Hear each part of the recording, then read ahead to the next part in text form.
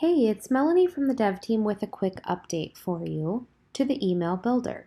You can now pull RSS feeds directly from blogs and other websites into the email builder to create and even schedule your email blasts. So let's take a look at this now. Within the email builder, you can drag and drop these elements into the body of the email. Here I have the RSS header and the RSS items. I've dragged and dropped them from over here on the left-hand side.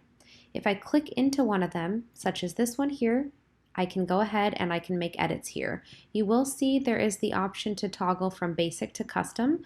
When it's on basic mode, you aren't able to make any edits.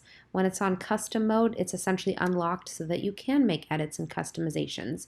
And of course, you can always update this however you'd like with the rest of the email as well, and then make sure that you save this before you leave the email or before you send it. So that save button is going to be up here in the top corner, and then you can review and send it. You could set a test to yourself or anything else as you normally would do with the email builder. That's all for now, and of course I'll be sharing more updates as we continue to release new features.